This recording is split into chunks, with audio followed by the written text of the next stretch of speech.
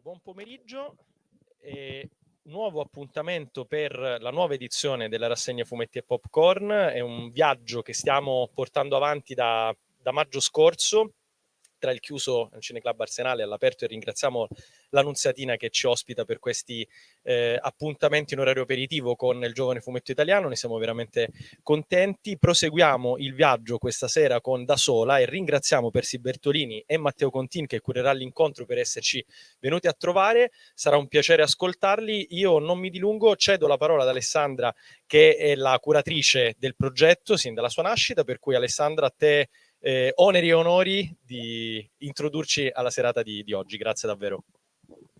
Grazie Antonio, sono veramente felice stasera di ospitare qui Persi, che con il suo debutto nel mondo del fumetto, diciamo nell'editoria, quella pubblicata, e con Diavolo Edizioni, e con Matteo Contin, che è uno dei pochissimi critici del fumetto in Italia, e nonché curatore della collana Materia de Genere di Diavolo Edizioni, per cui Persi Bertolini ha fatto proprio la copertina del secondo volume, che poi ci spiegheranno perché è stata ed è ancora tuttora molto speciale. E poi è anche curatore della neonata associazione ACAB, giusto? Che vi invito e vi inviterà anche lui ad andare a vedere, iscrivervi e sostenere.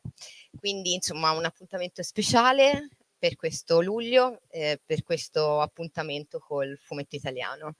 Io lascio la parola agli ospiti e buon incontro.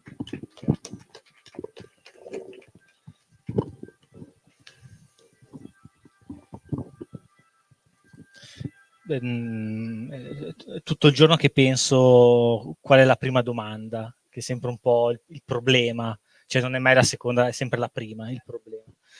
E più che altro per capire qual è il lato giusto per entrare meglio in questo libro. E quindi la prima domanda che ti voglio fare è come nasce questo libro, che dice ci ho dovuto pensare tutto il giorno, una fatica. No, però non mi interessa per ora capire come nasce la storia.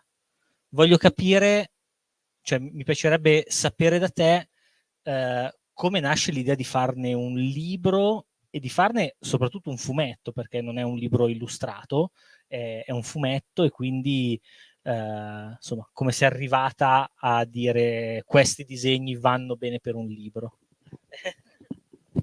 Domandina. Innanzitutto ciao a tutti.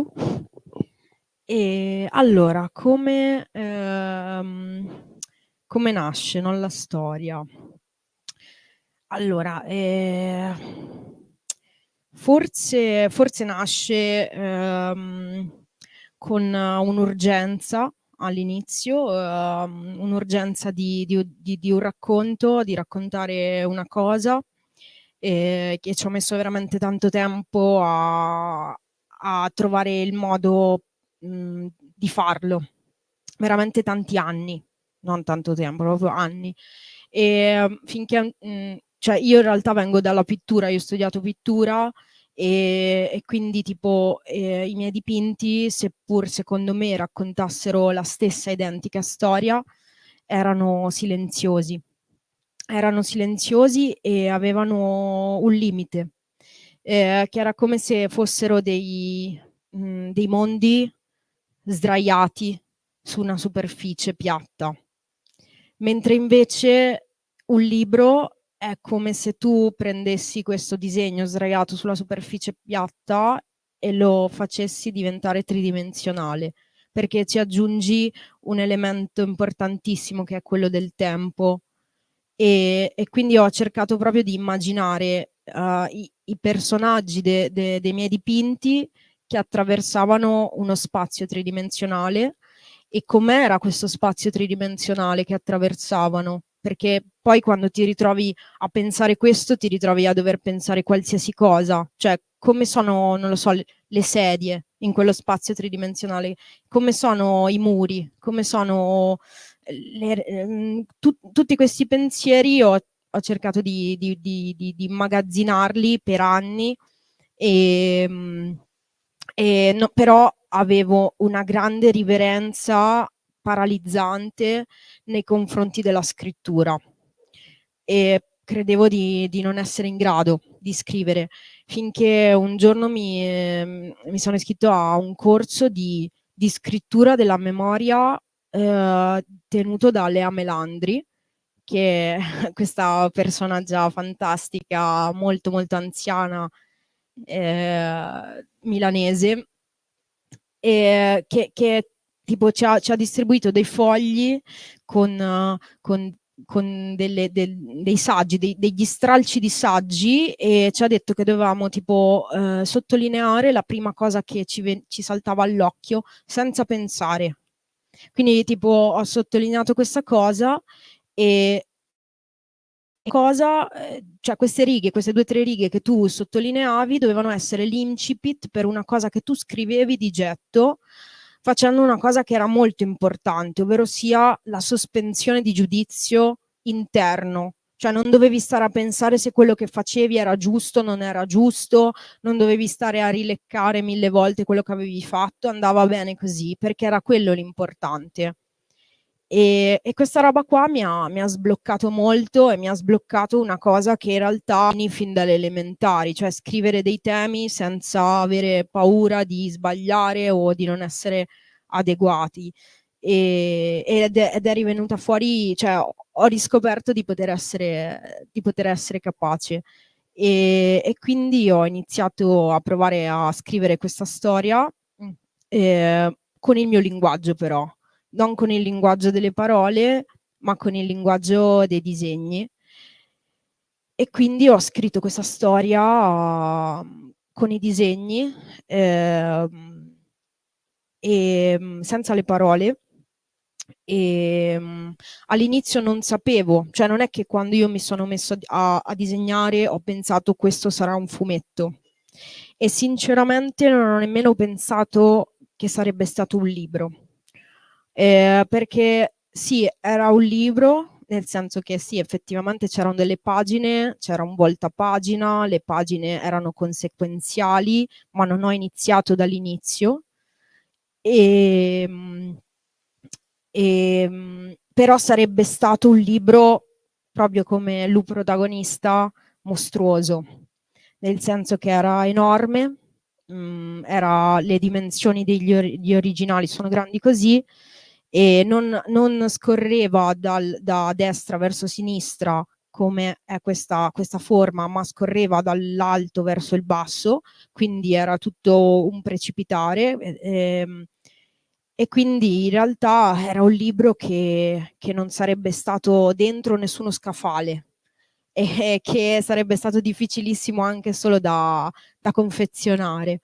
Quindi sì, questa è un po' la sua storia.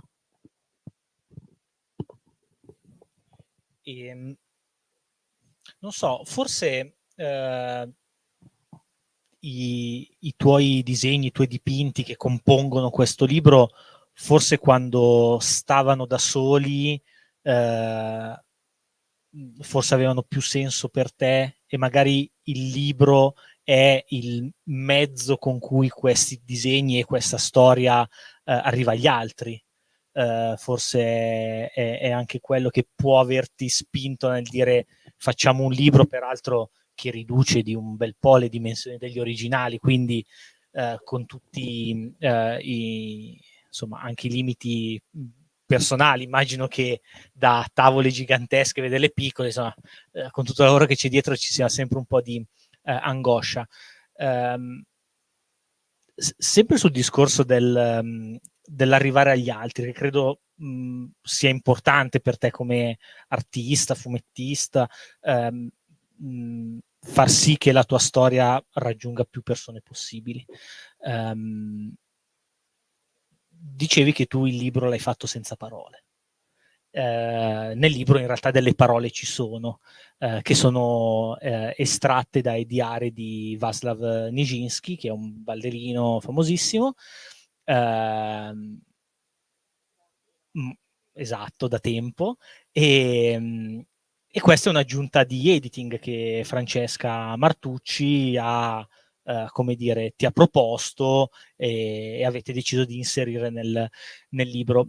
Mi ricordo che nelle varie interviste che hai fatto in questi anni, quando esce questa questione del testo, c'è sempre una questione, come dire, combattuta, nel senso che si nota una tua insofferenza, che all'inizio non capivo neanch'io, devo dire la verità, perché funziona, cioè il testo effettivamente sembra scritto per questo libro. Poi rileggendo, perché insomma la cosa bella dei fumetti è la possibilità di rileggerli più spesso rispetto ai libri, si fa molta meno fatica, quindi consiglio chi l'ha letto solo una volta di almeno leggerlo 3, dai, i fumetti almeno 3 volte vanno letti. Una di queste volte fatelo senza leggere le parole, però, perché la storia è la stessa, non cambia assolutamente nulla, se non, secondo me, avere ancora più forza.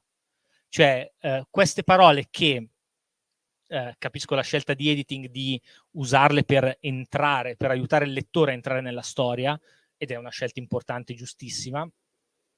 Se leggiamo il libro senza, hanno una forza, i disegni hanno una forza forse superiore, allargando, se possibile, ancora di più diciamo, l'orizzonte di quello che racconti. No, non so, ti rimbalzo il microfono. Sì. No, sì. No, innanzitutto grazie, fa molto piacere. Sì, allora, in realtà il testo è andata un po' così. Vi racconto un po' di retroscena che giustamente anche tu sei editor, quindi magari puoi capirli ed è difficilissimo trovare qualcuno che possa capire queste cose. Allora, innanzitutto accompagnato al libro, quello mostruoso, silenzioso, gigante, c'era una specie di saggio, di diario scritto da me in corso d'opera, in cui io ho raccontato tutti i ragionamenti, tutti i ripensamenti, tutte le cose, tutte le connessioni, che ovviamente è segreto, ma è bello lungo. E quando ho mandato i disegni, le tavole a Francesca, le ho mandato anche questo, lei voleva leggere anche questo, e quando l'ho finito di leggere ho detto va bene, adesso allora tipo devo cominciare a scavarmi una fossa, è come se mi avessi visto nudo e adesso o ti uccido oppure non so cosa, capito? In realtà lei, da quelle cose che io ho scritto, ha capito tante cose e ha capito come poter lavorare senza sovradeterminare quest'opera, e una delle cose che appunto io scrivevo era proprio Václav, cioè Nijinsky esisteva già nei miei ragionamenti, anche perché lui aveva questo fratello che è stato in manicomio, poi c'è finito anche lui, la sua carriera è finita molto presto, cioè ha smesso di ballare che non aveva neanche 30 anni, è morto solo in manicomio, mi pare neanche sui 50 anni, e i suoi diari comunque sia erano veramente tanto affini al mio sentire, ma lo erano talmente tanto che era quasi, come dire, un po' triggerante. Infatti li ho letti quando ho finito di disegnare tutto il libro, cioè non li ho voluti leggere prima. E quindi Francesca ha detto: ma quindi perché non proviamo a fare questa cosa? Ma non è che se l'ha inventato Nijinsky, cioè c'era già.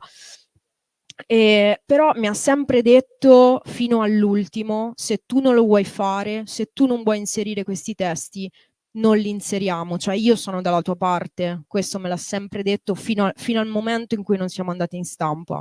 Quindi la mia preoccupazione, anche lì, cioè un arco temporale, cioè io ho lavorato a questo libro dall'inizio dalla fine del 2018 fino alla metà del 2019, poi l'ho chiuso dentro un cassetto quasi completo per un anno, era fatto, poi l'ho mandato a Francesca e ci ho rilavorato, diciamo, per altri 5 mesi i testi li abbiamo fatti, cioè li abbiamo inseriti proprio le ultime 2 settimane prima di andare in stampa, cioè è stato veramente minimo quella cosa finale.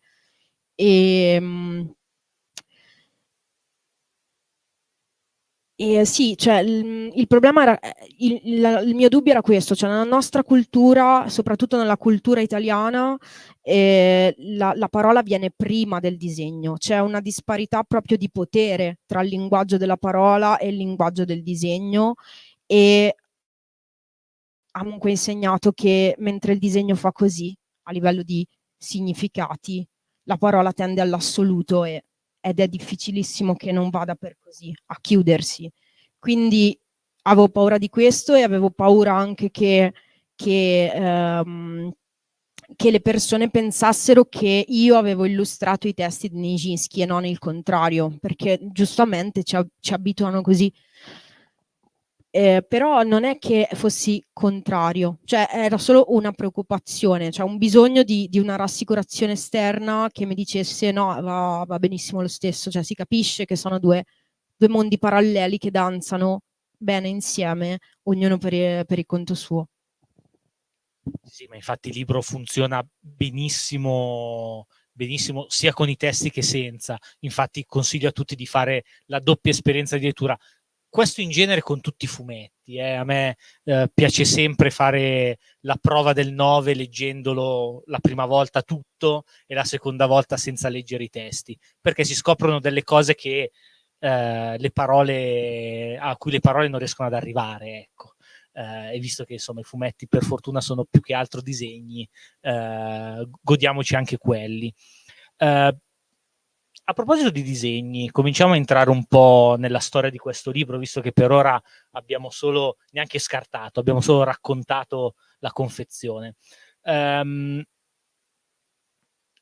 Ci sono 2 stili molto netti in questo libro. Il libro si apre con diciamo con una linea chiara, possiamo dire, nel senso che sono disegni con dei contorni molto spessi, molto delineati, come dire, non pittorici, mettiamolo così, tranne l'elemento esatto del protagonista, che è l'unico che, come dire, sovverte un po' questo mondo. Sovverte così tanto che a un certo punto, non so se qualcuno ha paura degli spoiler, però facciamo finta di no, dai. Tant'è che a un certo punto, a proposito di sovvertimento, tu lo fai proprio vedere, perché a un certo punto il tuo protagonista finisce in questa sala con anziane e anziani e la sala si ribalta proprio e il protagonista finisce in un altro mondo. E questo mondo è un mondo che effettivamente è completamente diverso a livello epidermico, percettivo, nel senso che la prima tavola che abbiamo è subito questa. Quindi innanzitutto c'è una cosa che prima non c'era, che è l'architettura. Prima il personaggio si muoveva in spazi bianchi che però erano in realtà opprimenti, perché erano sempre spazi chiusi. E qui invece siamo all'aperto, in un luogo che si disegna in maniera opprimente, perché architettura brutalista, cemento, atmosfera anche funerea, ma che in realtà è un po' una terra di libertà per il tuo protagonista. E quindi, non so, proseguo con le domande stupide. Come ti è uscita questa cosa? Cioè, quando avviene questo passaggio, se è una cosa che hai cercato, se è una cosa che è successa. Ah, ok, sì, è interessante. Beh, devo dire che in realtà la prima cosa che è nata in questo libro sono proprio i palazzi brutalisti. Cioè, la prima tavola che io ho disegnato era un palazzo brutalista completamente sospeso nel vuoto, proprio diciamo un po' accecato alla luce, quella proprio del mezzogiorno, quindi col sole allo zenith.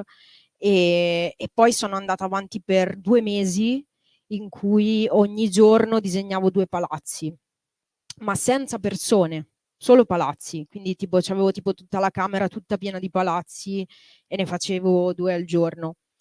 E poi dovevo mettere il personaggio, volevo capire come il personaggio si sarebbe mosso dentro questo spazio, e non ci riuscivo. Cioè a un certo punto è nato il personaggio, anche lui da solo, sospeso nel vuoto, e quando andavo a unire il personaggio al palazzo, era come se si rovinassero entrambi. E questo mi ha fatto capire che c'era un senso anche proprio politico. Cioè era come se questo personaggio si sentisse come un adesivo di vinile incollato alla realtà, ma che non era tangibile dentro la realtà. E questo era giusto, cioè non era un errore, aveva un senso. E, e quindi in realtà è nato prima questo, e io ho fatto tutta questa ricerca di palazzi brutalisti che realmente esistono, sono tutti sparsi in giro per il mondo, quindi è come se avessi creato un nuovo, diciamo, universo parallelo, mosaico, puzzle, composto da palazzi che stanno in posti diversissimi. E mi sono anche chiesto perché di questa attrazione verso questa specifica forma di architettura, e il perché me lo sono dato dopo. Cioè prima ho disegnato e poi dopo sono andata alla ricerca del perché, e ho scoperto che il brutalismo si riferisce come corrente architettonica alla spontaneità, che non deriva da un processo artistico, ma dalla rudezza intenzionale di ciò che desidera, di ciò che si mostra semplicemente per quello che è. E quindi per forza c'era una connessione con il mostro del protagonista. In realtà sono anche molto in contrapposizione, cioè sono molto in contrapposizione, però forse un pochino si somigliano anche, perché fuoriescono da tutti quei canoni estetici della bellezza e della decorazione, del decorativismo e del compiacimento, dell'autocompiacimento. Quindi c'è questa cosa interessante. Cioè, io non mi immagino questo personaggio in un altro ambiente, se non in un pianeta brutalista. E sul fatto del passaggio nel sottosopra, in realtà all'inizio era stata una tavola in cui io cercavo di tradurre a livello visivo quello che il protagonista sentiva, cioè che era come se camminasse in questo mondo in mezzo agli altri, ma come se camminasse in realtà in una realtà parallela, cioè lui non vedeva loro e loro non vedevano lui. E quindi, diciamo, per semplificare, poi nella storia ce l'ho fatto finire in maniera, diciamo, didascalica, però in realtà sono partito da questa sensazione.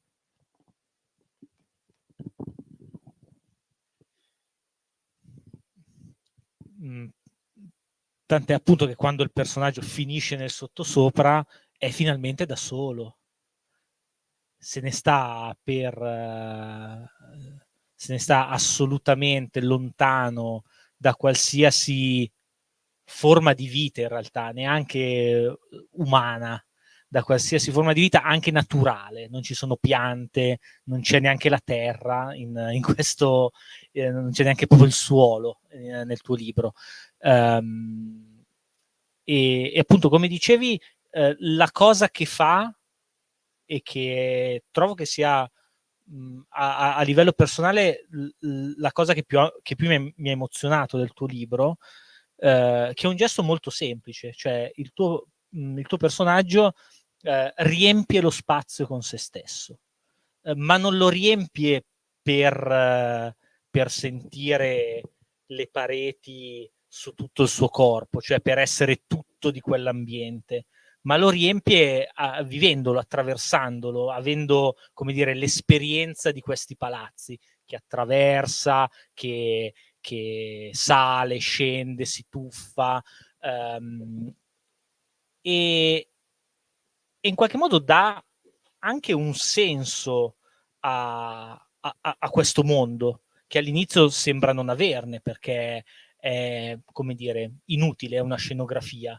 Nel momento in cui invece lui comincia ad usarlo, questo mondo prende vita, anche letteralmente, perché a un certo punto saltano fuori degli scheletri con cui il protagonista comincia a ballare con una danza macabra, un po' skeleton dance, un po' danza macabra. Ho riconosciuto i passi di ballo, ecco, della skeleton dance di Disney. Non so, mi ha ricordato una cosa, adesso dico una cosa che non interesserà a nessuno, ma ogni tanto racconto anche un po' i fatti miei, però mi ha ricordato quando mi capitava da adolescente, 15-16 anni, che prendevo la bicicletta e andavo. Non sono un grande sportivo, non andavo per allenarmi, andavo semplicemente per andare, volevo andare da nessuna parte, e quindi vai dappertutto. E non so, mi ha ricordato un po' quella sensazione lì del non avere uno scopo, ma trovare un senso solo nel movimento. E quindi anche lì, domanda banale di un ragionamento astruso, ti chiedo com'è nata questa esplorazione degli edifici. Un po' ce l'hai già detto, però, come dire, mi piace pensare poi, cioè mi piacerebbe sapere poi come hai sfruttato questo attraversamento degli spazi anche per raccontare la tua storia, e soprattutto come nasce la danza degli scheletri, che è una delle... Grazie. No, di nuovo grazie, perché in realtà stai dicendo delle cose veramente in linea, quindi mi fa sempre piacere quando, cioè, hai sentito, ecco, non hai solo capito, hai sentito, che è una cosa che nel libro si dice. E in realtà sì, praticamente questo personaggio sicuramente viola tutta una serie di codici sociali, e non è che li viola perché li conosce e vuole andarci contro, ma perché proprio è altro, è altro. Infatti, tipo, di solito gli umani danzano solo in dei contesti dove danzare ha un senso, quindi a scuola di danza, oppure al balletto, oppure in gruppo, in discoteca, mentre invece questo personaggio balla per i fatti suoi in mezzo a questi palazzi. In teoria non si dovrebbe, non si potrebbe, addirittura danza nel cimitero, sale sopra le lapidi come se fosse un animale, che è una cosa che è moralmente sbagliatissima, eccetera eccetera, oppure si tuffa in una piscina, però è vestito con la tuta, quindi anche lì sta violando dei codici sociali, perché di solito ci si tuffa per una gara, ci si tuffa in costume, e quindi il fatto che lui si tuffi in una piscina con la tuta significa qualcos'altro.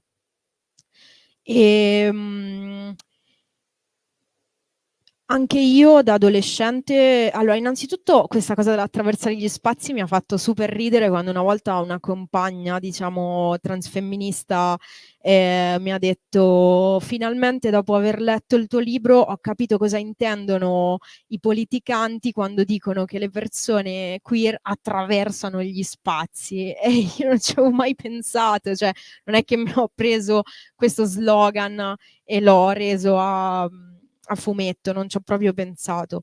Anche a me è sempre capitato, soprattutto da adolescente, ma anche ora, di andare in giro per la città senza nessuno scopo, quindi non con lo scopo di andare a trovare le amichette per fare la passeggiata, giù per il corso, o non per andare al negozio, o non per andare a consumare qualcosa, quindi spendere, o senza uno scopo e senza uno scopo sociale.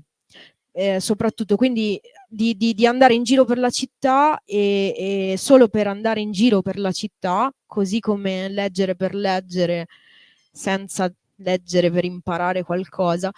E questa cosa era stranissima, è astrusa, è una cosa super strana, cioè sei matta se vai in giro per la città senza un senso, perché ci vai? Cioè, dove devi andare? Non si può camminare senza avere una direzione, non si può camminare con il gusto di perdersi, di vagare o addirittura di essere vagati dagli stimoli sensoriali che abbiamo intorno, e quindi di mettersi nelle condizioni di perdersi, di sbagliare strada perché hai visto una cosa più interessante da un'altra parte.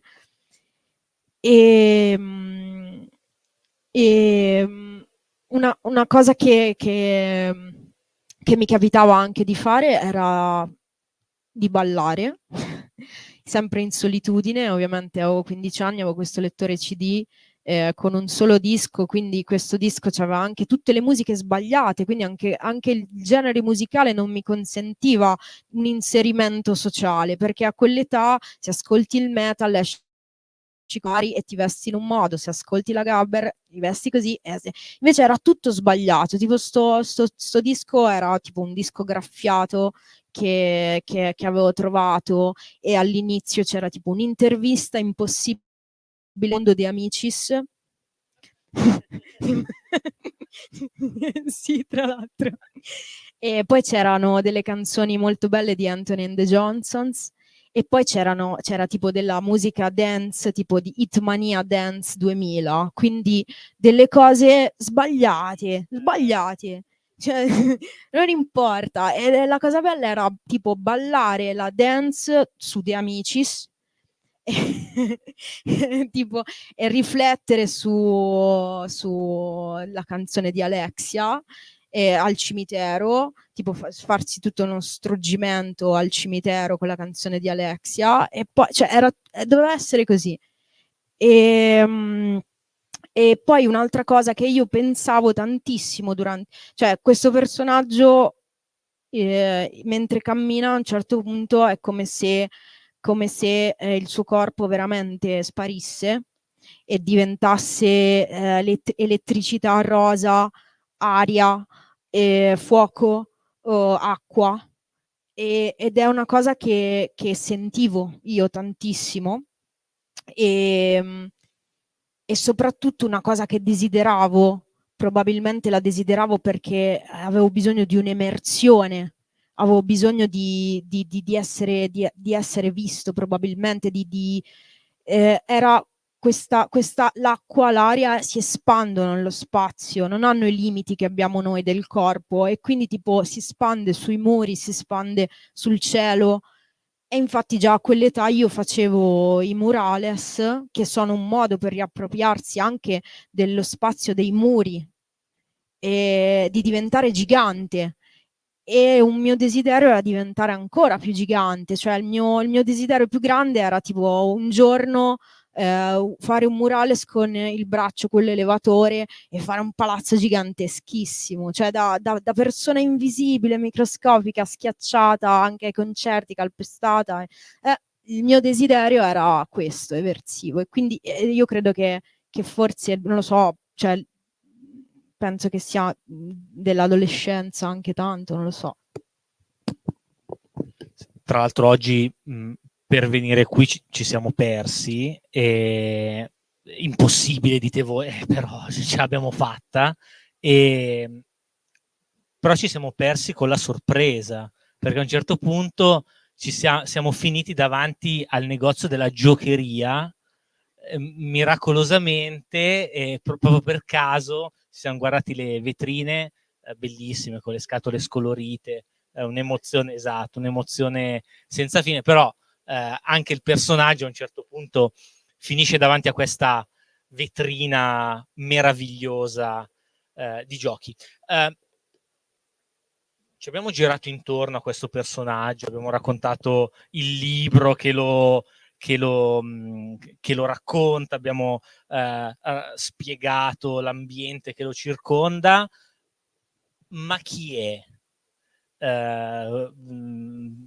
Ti chiedo come è uscito fuori, sia il vestito, che è super iconico ormai, sia questo suo essere animale, ma anche no, e quindi... Ok, a chi è? Nessuno sa chi è. Da sola, non ha un nome e non ha una carta d'identità e non ha un portafoglio e viene catturato da questa pattuglia di sistema di controllo medico e cercano di capire, ma nessuno lo sa.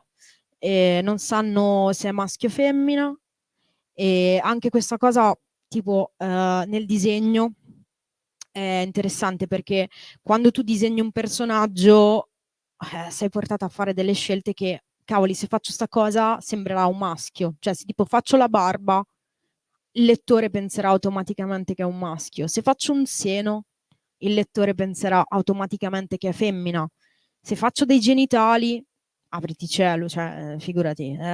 Quindi ho cercato di mettere in difficoltà.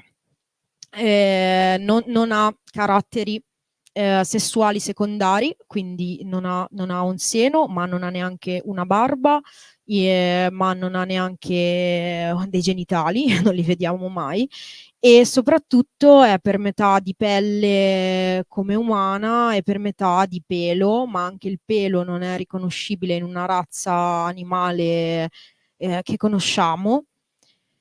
E anche questa cosa spero che ponga degli interrogativi, nel senso che molti dicono è metà animale, metà umano, no? Però in realtà anche l'umano è un animale, e da questa dicotomia animale umano e animale non umano sono nate poi tutta una serie di oppressioni molto gravi che sono anche quelle del maschio sulla femmina. Quindi diciamo che questo soggetto, semplicemente esistendo, sovverte tutto questo, almeno lo spero. E per quanto riguarda il vestito, anche lì io ho sempre pensato che le tute fossero molto eleganti e vivrei tutta la vita in tuta, perché effettivamente sono un completo, cioè che differenza c'è? Non riesco a capire perché non sono eleganti, perché sono fatte di un tessuto diverso rispetto ai completi, ma non capisco, è la stessa cosa. Sono delle sovrastrutture sociali che non riescono a attecchire. Infatti l'altro giorno mi hanno rimproverata al lavoro perché avevo dei pantaloncini da basket viola e non riuscivo a capire perché non fossero eleganti, cioè perché, qual è il motivo? Sono viola? È il tessuto? Non capisco. Vabbè, comunque non lo so. Comunque sia, questo personaggio in teoria è vestito come un certo, diciamo, un certo streetwear che lo potrebbe codificare in un certo genere musicale e in una certa subcultura, però in realtà diverge anche da quella, quindi cioè, ce l'ha solo a livello estetico, però è un sincretismo culturale.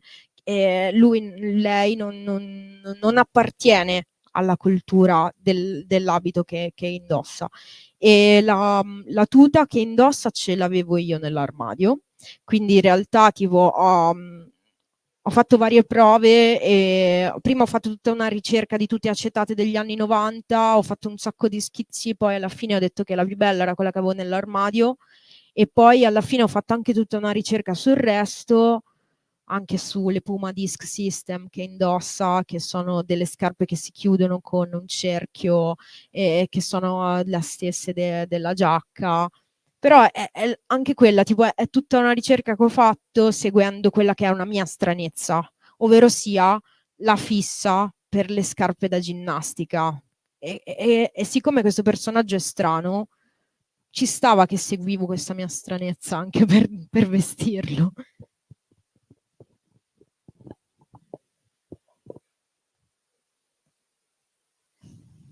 Prima non so, continuo a raccontare le cose che abbiamo fatto oggi, però va così. Prima in treno parlavamo delle autobiografie. Non dico cosa abbiamo detto, che tanto non è utile al discorso. In quale misura questo libro può essere una tua autobiografia, mettiamola così, chiaramente dove non c'è il tuo nome, dove non c'è diciamo la tua vita intesa come il diario della vita di Percy, ma c'è la tua esperienza, ecco, il tuo sentire, e quindi ti chiedo appunto per prima questa cosa qui e poi ti chiedo quando e se c'è stato un momento in cui hai capito che questa esperienza tua che hai raccontato attraverso questo libro, con questi personaggi, con questa scenografia, potesse essere un racconto universale, perché quello insomma, che mi stupisce sempre è che succede con tanti libri e a me è successo anche con questo, che leggo il libro e dico ma parla di me e poi ascolto la tua storia ed è completamente diversa dalla mia e quindi com'è possibile che un libro che parla di te può parlare anche di me? Non è possibile. In realtà sì, è stato difficilissimo. In realtà è che secondo me è che bisogna fare quel passaggio, cioè un conto è la tua storia, no? Cioè c'è la tua storia, però la tua storia non è letteratura. È questo il punto. Cioè la tua storia non è automaticamente letteratura e se tu la racconti così com'è, non lo so. C'è stato un processo, secondo me, che è iniziato da quando facevo pittura, cioè molto lungo, non saprei darci un inizio e una fine, però è come se dall'ombelicale tu passassi a un relativizzare, cioè io ho maturato tante cose nel mentre dei miei studi, cioè una consapevolezza artistica, una consapevolezza poetica, ma anche una consapevolezza politica e li ho portati sempre in parallelo. E secondo me queste varie, come dire, non lo so, livelli di analisi forse mi hanno portato a raccontare col mio modo la mia cosa in modo che fosse talmente tanto al nocciolo, all'essenza, che alla fine è la storia, cioè credo che sia abbastanza di tutto. Nel senso che poi mi è successo che ne so, ho fatto vedere tipo le tavole originali a una ragazza più grande di me che io non le ho detto nulla e lei ha solo visto queste tavole senza parole ancora e mi ha detto ah cavoli ma questa è la mia storia di me col busto, cioè ed è successo molte volte, quindi non lo so, io penso che magari le storie quando le filtri molto è come se fossero invece che il frutto l'olio essenziale, capito come? Sì, quindi come dire raggiungi una densità senza però essere pesante.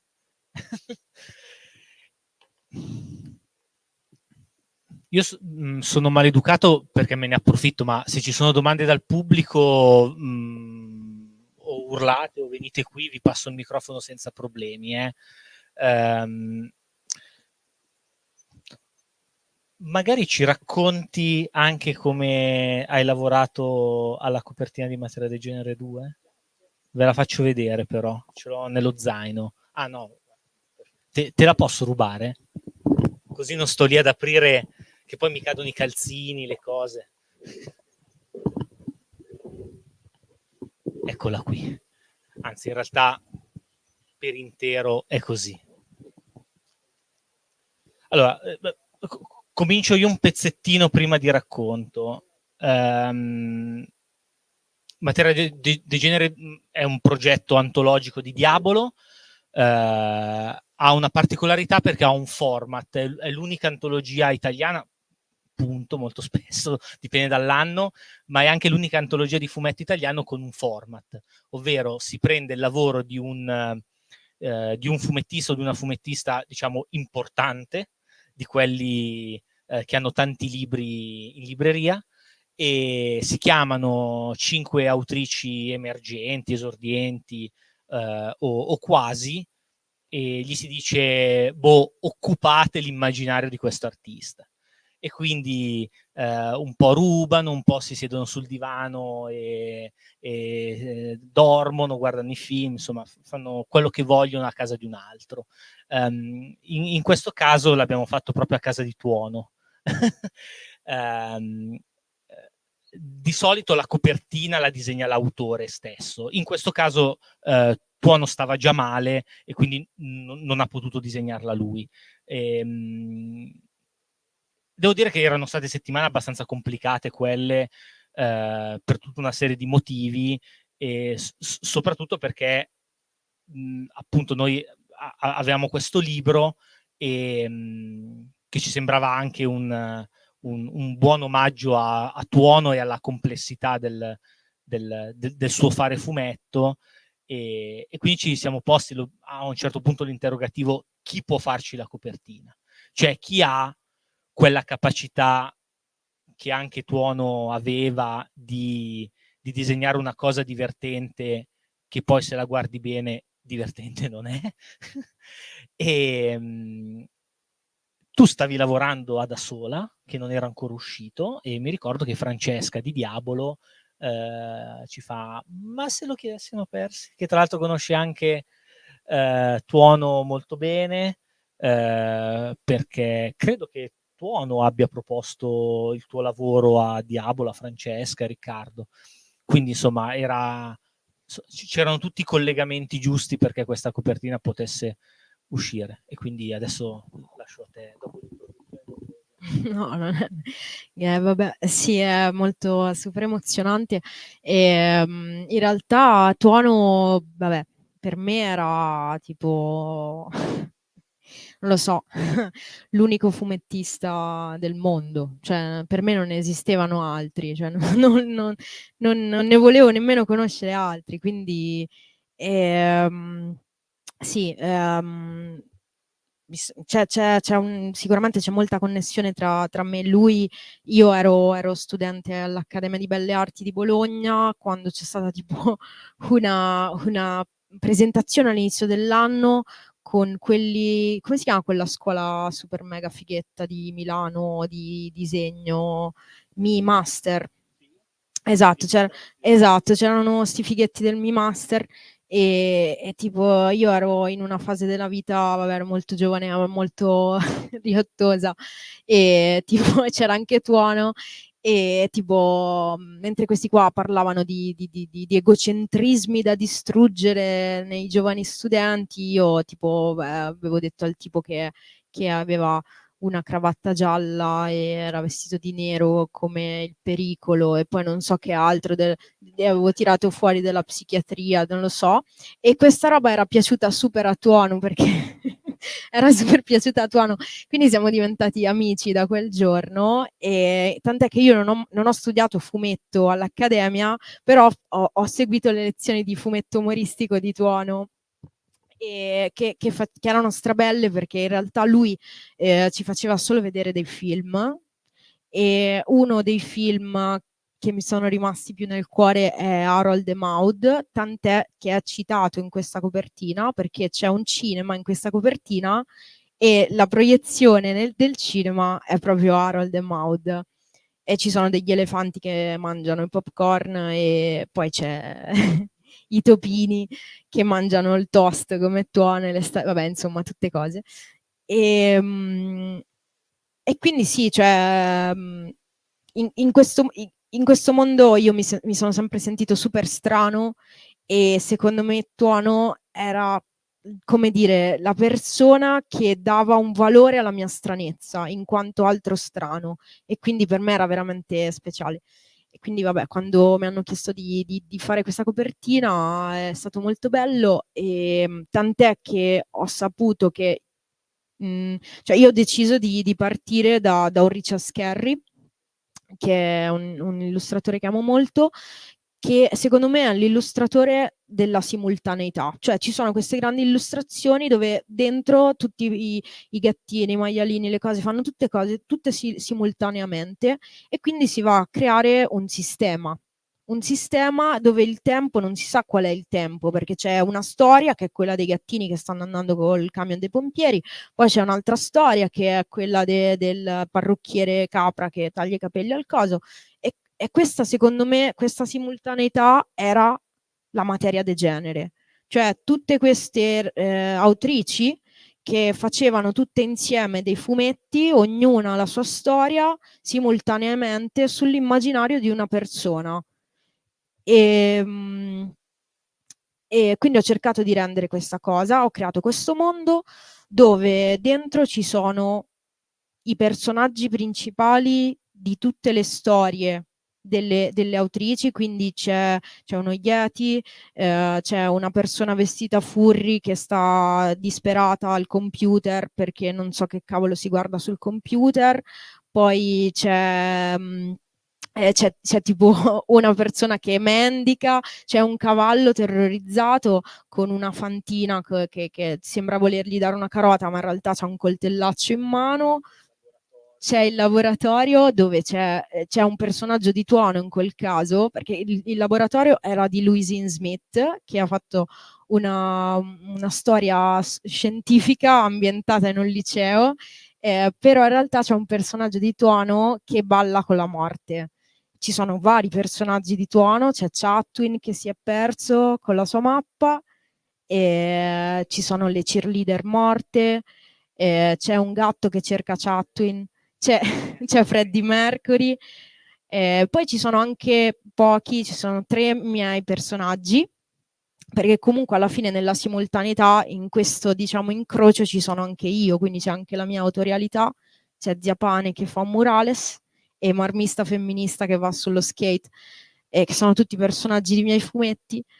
E poi ci sono varie arti, perché c'è appunto anche l'arte del cinema, che era super importante per Tuono Pettinato, e poi che altro c'è?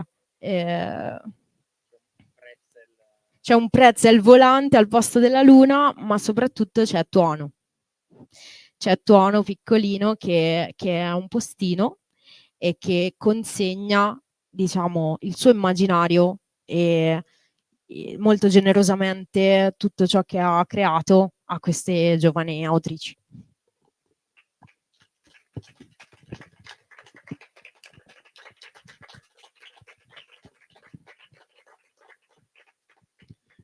In realtà questa era una domanda a tranello per farti un'altra domanda, perché insomma basta anche solo la copertina. Qui vediamo da sopra disegnato con stile pittorico bellissimo, con tutte le texture belle, cose così, e qui vediamo i pupazzetti, come dice la nonna. Questa è una domanda retorica che però non esige una risposta retorica, quindi com'è possibile che nelle stesse mani, nella stessa testa, nello stesso corpo possano convivere 2 stili così diversi?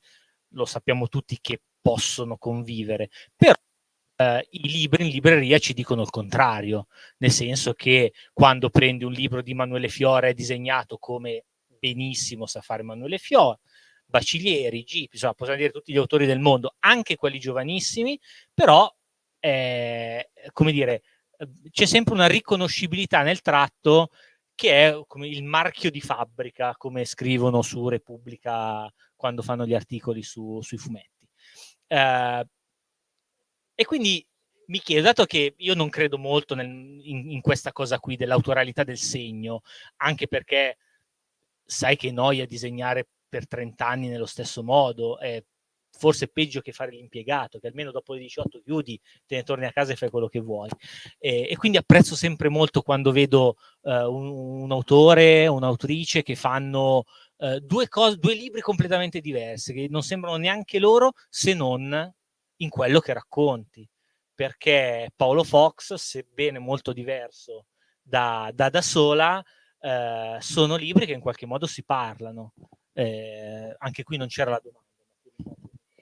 Sì, è un discorsone super bello in realtà.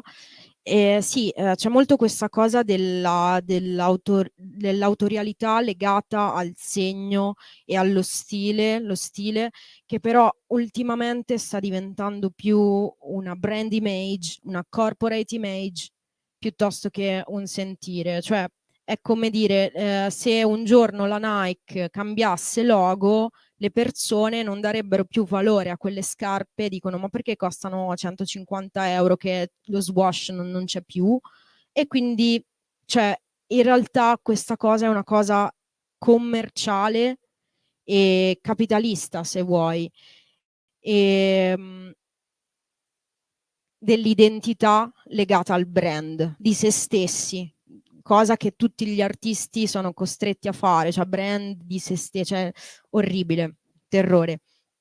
E in realtà c'è un discorso identitario molto interessante. L'identità, cioè il movimento a cui io mi sento affine, ovvero il movimento queer, è un movimento anti-identitario, non identitario.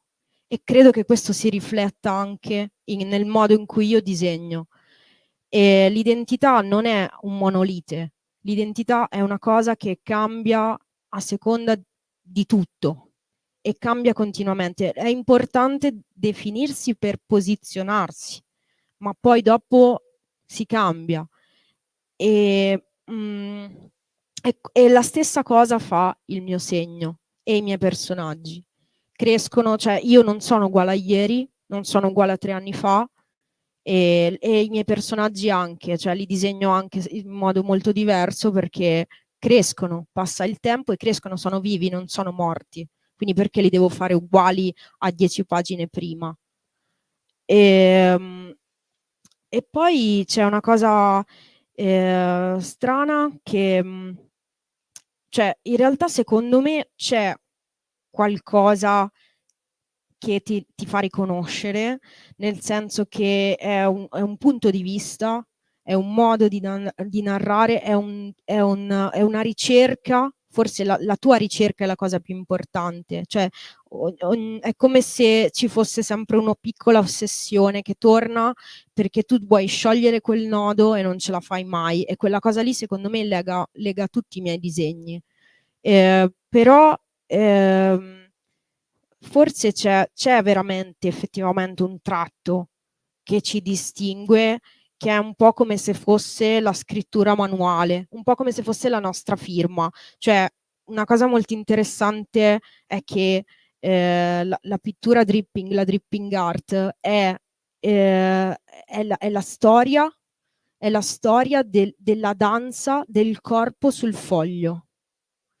E lo stesso quando noi scriviamo di getto senza controllare la scrittura, effettivamente scriviamo quasi nello stesso modo, perché quel modo è veramente autentico e dice veramente molte cose di noi, quindi c'è una cosa che resta.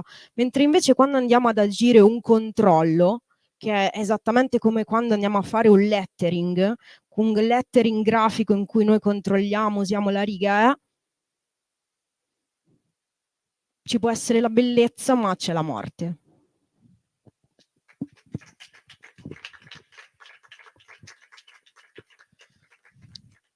Direi che la frase di chiusura ce l'abbiamo. se avete domande fatele direttamente a Persi, così non c'è l'imbarazzo durante il firmacopie, certo. Grazie dell'ascolto e della pazienza.